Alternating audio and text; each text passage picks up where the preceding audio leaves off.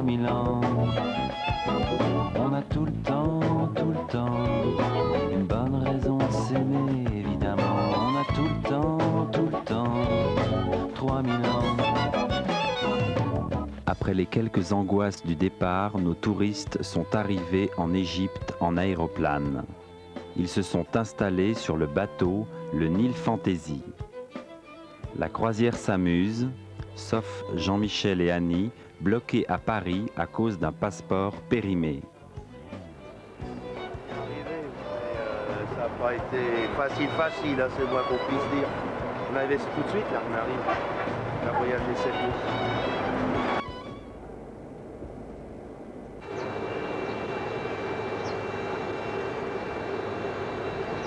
En 5 minutes, il y avait une confusion dans l'horaire, mais on arrive.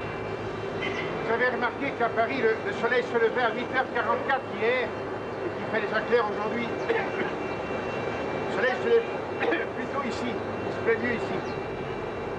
C'est par là, alors. Quelle heure il est? Il est 7h14. Oui, mais on s'est levé à 6h, mais comme on est 3 pour la même salle de bain, et que mes hommes prennent une douche le matin, ça va passer vite. On avait compris que le petit déjeuner était à 7h et il paraît que c'était le départ. Alors, tant pis.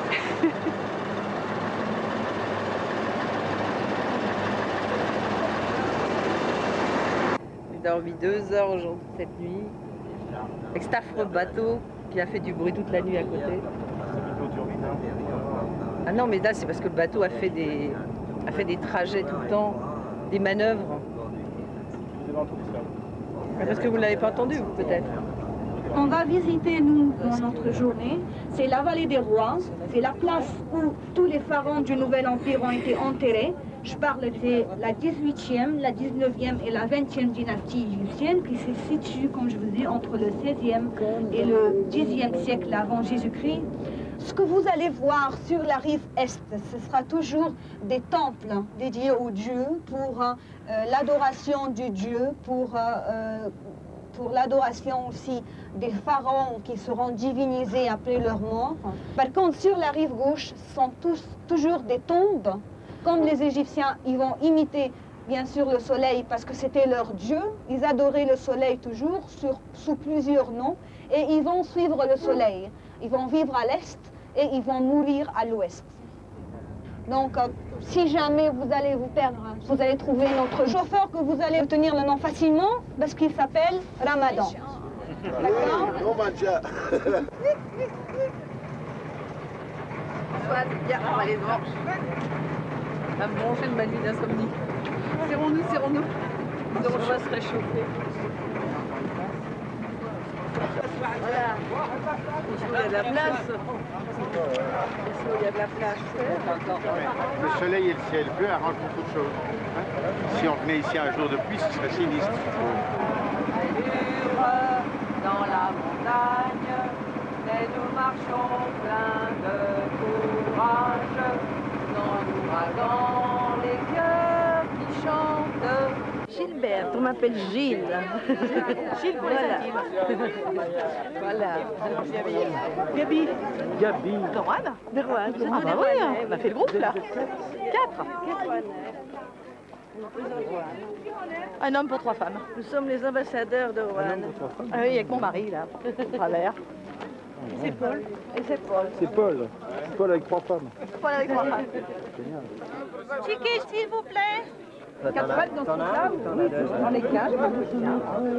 Dans notre liste, on va préparer avec les photos, on mettra les photos et les trucs.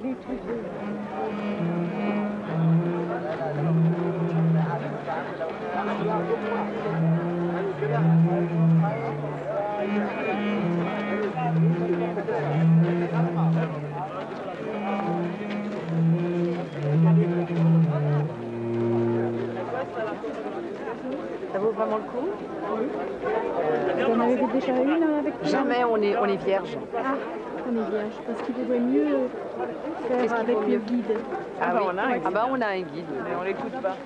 Chaque pharaon va faire pour lui un temple funéraire au bord du Nil, toujours sur la rive gauche. Alors, il a sa tombe ici, il y a son temple au bord du Nil pour qu'il soit visité et pour qu'on peut faire le culte après la mort. On vient de calculer que c'est probablement la 300e fois qu'elle le voit.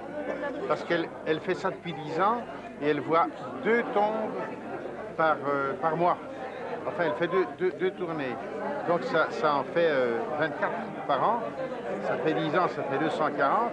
Et pendant les 4 années d'études, elle y venait tous les mois. Ce qui veut dire qu'elle a fait ça à peu près 300 fois, mais elle a toujours du plaisir à venir parce qu'elle les connaît bien et elle fait partager, si vous voulez, ses découvertes et son intérêt à son groupe. Bon, je crois que ce serait intéressant. C'est bien de voir qu'elle ne s'en fatigue pas. Ah, on attend un groupe qui sort pour qu'on puisse rentrer. Non, bah, il fait pas trop chaud, hein. C'est bon, là. Quand on va faire la queue, quand il fait 42 mètres, c'est la séance de transpiration. Comment je me sens? Ce matin, ça va bien. Je suis en train de dire que je n'irai pas dans la 3e tombe. Pourquoi? Parce que je suis claustro. Et Arayes, Eda, attendez s'il vous plaît. Avancez s'il vous plaît. Pour montrer les tickets à la porte.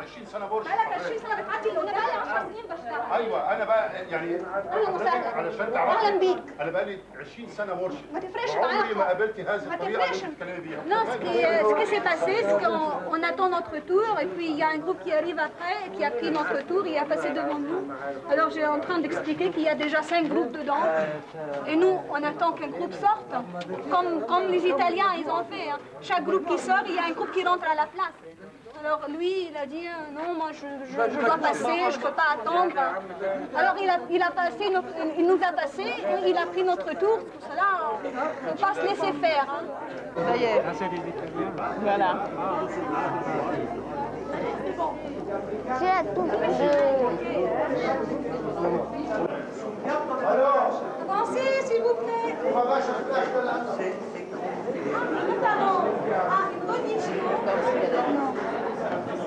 Si vous regardez le plafond, ça représente toujours le ciel de l'Égypte. Le plafond, c'est le ciel. Les personnages sur le plafond, ça représente les corps célestes, les décans, les étoiles. La couleur, c'est bleu, bien sûr, parce que c'est le ciel. À l'entrée de chaque couloir, on voit un disque solaire ailé avec 2 cobras et ça représente la protection de la chambre suivante. Ils sont devant le pharaon pour jeter du poison ou bien du feu dans leur bouche, pour chasser les ennemis. On n'a pas le droit de photo si on n'a pas de ticket. Il faut payer. Il faut payer pour avoir des photos. Ah ouais, il est grand.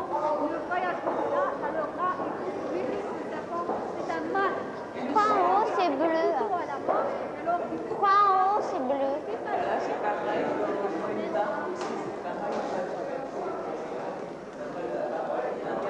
C'est fabuleux. C'est impressionnant. Ces couleurs qui sont restées, mais vraiment ce bleu qui est profond. Les couleurs sont intactes telles qu'elles ont été peintes la première fois, parce que les archéologues n'ont pas eu le droit de les repasser. Ils ont eu le droit simplement d'enlever la poussière et les champignons pour rafraîchir, mais pas repasser les couleurs. Donc on voit les couleurs telles qu'elles ont été peintes. Il y a plus de 3000 ans, le 11e siècle avant Jésus-Christ. Regardez les têtes. Têtes sur les côtés. On dirait que ça vient d'être fait. Ah oui, regarde les têtes. On dirait que ça vient d'être peint, les têtes. Ah, la qualité des couleurs, elle est superbe. J'ai la réponse à mes questions. Il s'éclairait soit pour travailler, soit avec des jeux de miroirs. Ils faisaient rentrer le soleil à l'intérieur avec des jeux de miroirs, m'a dit la guide. Ou alors ils avaient des lampes à huile avec des plantes spéciales pour éviter de faire de la fumée. Ça va, madame? Ça va. Comment on en a plein les pattes. C'est que le début. Oui, mais c'est justement, ça ira mieux après. Maintenant que j'ai fait l'apprentissage, ça ira bien maintenant. Ça fait mon footing que j'en ai pas fait aujourd'hui. J'ai pas fait ma gymnastique en me levant, j'ai pas eu le temps. Et c'est cet après-midi aussi. Cet après-midi. Qui sera un peu dur.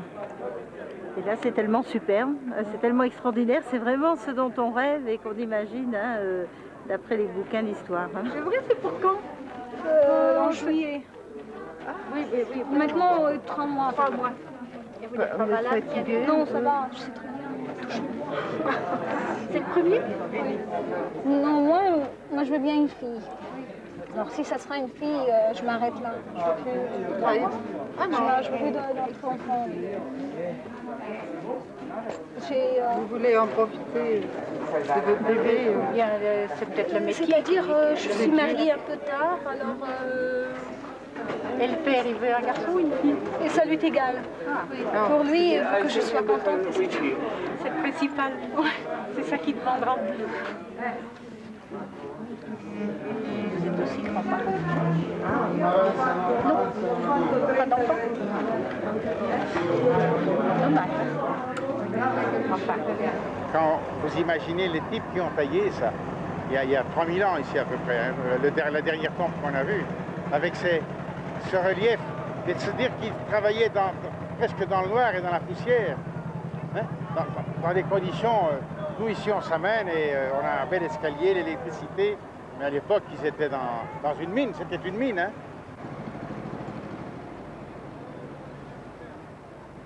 Allez, Ramadan, il faut y aller.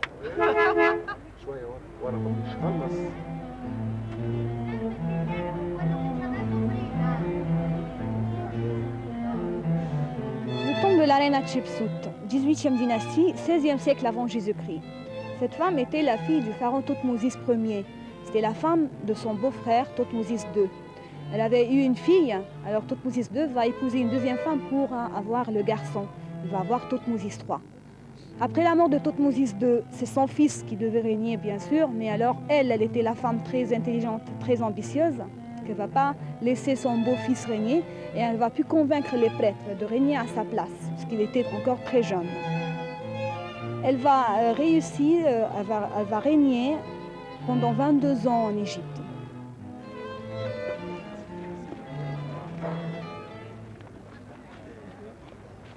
L'histoire de la naissance divine d'Hatshepsut, avec laquelle elle va légitimer son droit de régner. Elle va raconter que le dieu Amon voulait faire un enfant divin de son propre sang. Il va demander aux autres divinités de choisir pour lui la plus belle femme qui se trouve sur terre. Alors, ils vont choisir la reine de l'Égypte. C'était la reine Ahmos, la femme de Thothmosis Ier. Il va se coucher avec la reine Ahmos pendant une nuit. À travers le corps physique de son mari, mais c'était l'âme d'Amon à la place. Et la reine sera enceinte. Quand elle va savoir qu'elle sera enceinte d'un enfant divin, regardez la scène ici, d'ailleurs c'est la seule partie de l'histoire bien conservée. Regardez le visage de la reine. Ahmos ici, elle est très contente. Elle est vraiment contente d'être enceinte d'un enfant divin du dieu Amon lui-même. Et alors, elle sera conduite par les divinités pour l'accouchement. Elle est enceinte de 9 mois. On a un peu gonflé le ventre, mais ne pas trop gonfler pour ne pas abîmer la beauté du corps de la reine Ahmos. Super, mais il n'y avait quand même que des femmes pour faire avaler le morceau qu'elle a fait avaler, hein, pour être un pharaon. Comme je vous ai dit, parmi les choses les plus importantes qu'Hatshepsut a fait pendant sa vie, c'est d'envoyer l'expédition commerciale dans le pays de Punt, bien la Somalie actuelle. Si vous imaginez la carte de l'Égypte, un plan à peu près carré, la mer Rouge est là, le Nil est là, Luxor la capitale. Donc il faut aller dans la Somalie pour faire ce chemin qui est très dangereux dans le désert. Elle va passer avec 5 grands navires du Nil jusqu'aux mer Rouge et ensuite faire le trajet tout le long de la mer Rouge, arriver dans la Somalie, charger les bateaux avec tout ce qu'elle va trouver, surtout de l'encens. Elle va chercher aussi de l'ébène, de l'ivoire, des pierres précieuses, des animaux qu'on ne trouve pas ici. On voit ici la mer Rouge avec les poissons. Le chef de pays de Punt en train de recevoir les cadeaux apportés par le chef de l'expédition égyptienne avec une partie des boucliers égyptiens.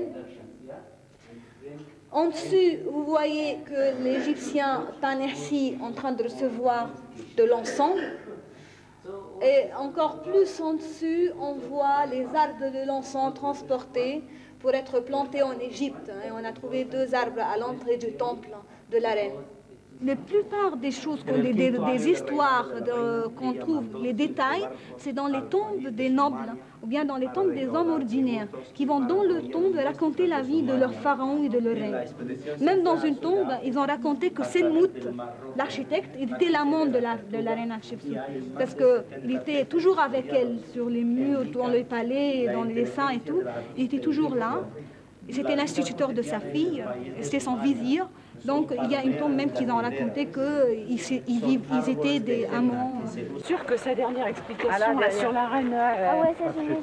oui, c'est parce qu'elle avait trompé son mari avec son frère. Et puis elle a raconté comment elle avait trompé tout le monde, les dieux eux-mêmes, pour faire croire qu'en fait c'était l'enfant de... Elle était divine, l'enfant d'un dieu. Donc, et pour ça qu'elle devait régner comme un pharaon, parce qu'autrement elle n'avait pas grand.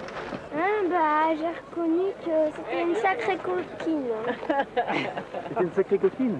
La reine Hatshepsut. Hatshepsut, c'était une coquine, oui.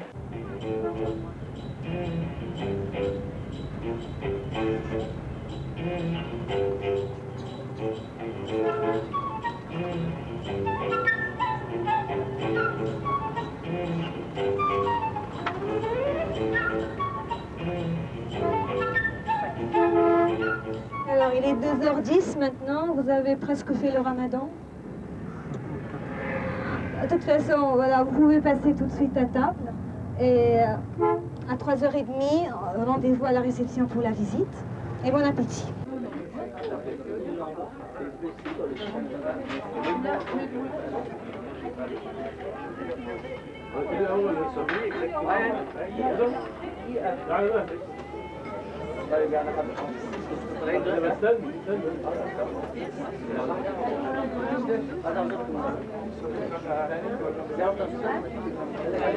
Mais tout va bien et c'est super. Au revoir. Ça va. C'est trop mignon. Comment tu t'appelles? Ahmed. Ahmed? Non, mon ami, toi, non, un cadeau d'argent, acheté c'est sûr pour moi. T'as acheté quoi? Toi, non, un cadeau monnaie. Non, toi, non, un cadeau d'argent. Toi, acheter c'est sûr pour moi. Je t'achète des chaussures. Ah bah alors là... Oui. Oui. Acheter c'est sûr, pas un cadeau monnaie. Je t'achète des chaussures. Oui. Des chaussures, il veut avoir. Moi, je lui achète des chaussures. Attention. Oui, bah moi je donnerais bien mon porte-monnaie. Oui. Merci. Et tu parles bien français? Oui, 1, 2, 3, 4, 5, 6, 7, 8, 9, 10, alors, 11, 12, 13, 14, 15, 16, 17, 18, 19, 20, 21, 22, 23, 24, 25, 26. Vous avez vu? Il est 4h moins 10. Il s'éclaire plus tôt le matin chez nous. Ah oui, il était 7h, 1h30 avant nous. Oui, il s'éclaire beaucoup plus tôt chez Et nous. donc il va se coucher quand même, à mon avis, vers 4h30. Oui, c'est ça. Le budget photo est toujours très élevé, moi, quand je pars en voyage. Si vous voyez ce que je vois... On n'a jamais vu de si près, là, notre obélisque à nous. Vous voyez, en un seul bloc de granit, c'est l'obélisque de Ramsès II. Il y avait une deuxième obélisque ici. Vous savez où il est maintenant? Ah non, pas du tout. Elle est plus petite, hein? Ce fut un don de... Elle est plus petite. Bien sûr, c'était un grand travail de déplacer l'obélisque d'ici. En France, il a pris des années et des années. C'est pour cela qu'il a décidé de ne plus prendre la deuxième.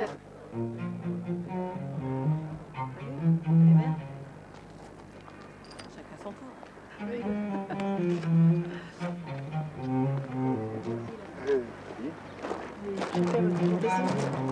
Suivez.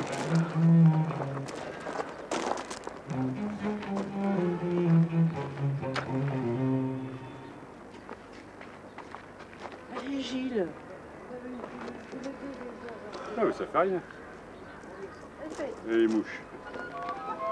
Allez, Simone, allez, toutes les trois. Allez, tous les trois. C'est chouette cette rangée de sphinx. Hein? Eh oui, c'est bon. Allez, vas-y, toi, avec toi. Allez.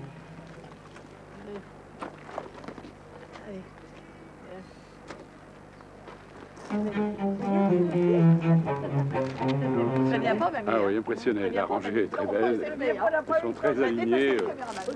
C'est super. Super, super. Ce temple, c'est le plan traditionnel et c'est le même plan de tous les temples que vous allez visiter pendant votre voyage. Très important de savoir qu'un temple, c'est pas, on ne construit pas un temple pour faire la prière. C'est-à-dire, c'est pas une mosquée, c'est pas une église. On ne rentre pas pour faire la prière, c'est tout à fait autre chose. Un temple, c'est pour abriter le Dieu, pour que le Dieu habite dedans. On va construire tout ça pour mettre le Dieu dans le sanctuaire. Et le peuple égyptien n'a pas le droit d'y rentrer. Donc, construit la cour pour le peuple, la salle hypostyle pour les prêtres et le sanctuaire pour le Dieu lui-même.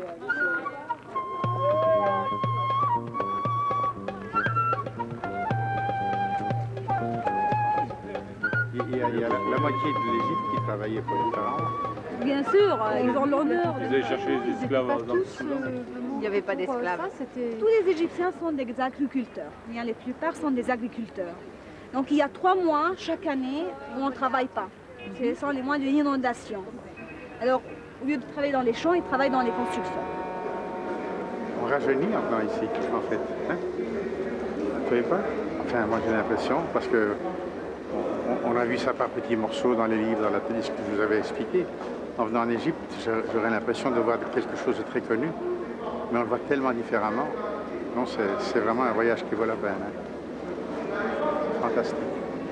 Et on a vu les Américains, on voit qu'il y a des gens qui viennent de partout, hein, ici. Enfin, vous me direz qu'à Paris, les gens qui viennent voir la Tour Eiffel, ils viennent de Tokyo, ils viennent de Johannesburg, ils viennent de partout aussi, évidemment. Enfin, ceci est vraiment une découverte.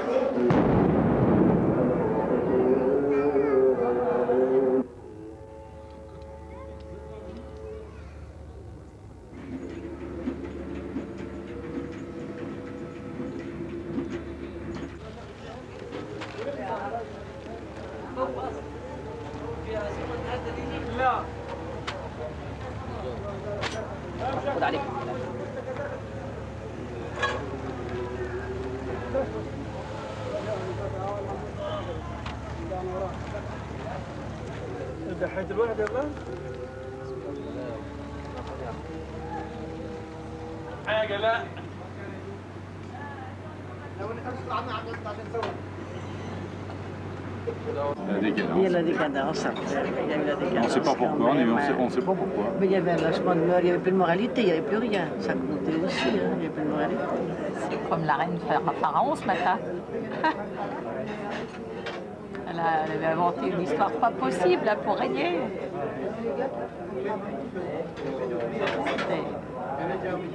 C'était quand même une civilisation où vous voyez toutes les choses étaient en grand, c'était tout grandiose, c'était tout les temples, les monuments, les statues, tout était c'était somptueux. Parce que tout ce que vous avez vu là, tout ce qui est beau, qui est... c'est l'histoire de début de la chrétienté. Et ben voilà, mais c'était tous des gens, c'était des serfs à ce moment-là, c'était des... Hein, et ces gens-là, ils étaient malheureux, malheureux. Alors quand Moïse avait vu ça, eh bien c'est de là qu'il est parti avec son peuple à travers le désert et qu'il s'est brouillé avec Ramsès. C'est cette période-là. Et quitte l'Égypte. Il y a des gens. C'est de là quand il a traversé la mer Rouge, la mer s'est séparée en deux et puis les Égyptiens ont tous été engloutis dans le Nil. On ne sait pas si c'est un... Ah ben ça c'est... On ne sait pas si c'est vrai, si c'est... Ensemble. Joyeux anniversaire, joyeux anniversaire.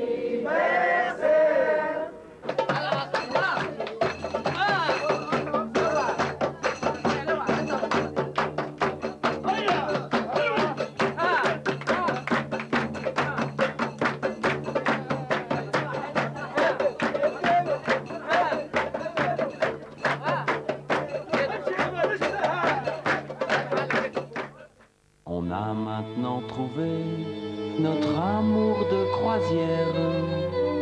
C'est écrit sur papyrus, tu es ma Mirousse.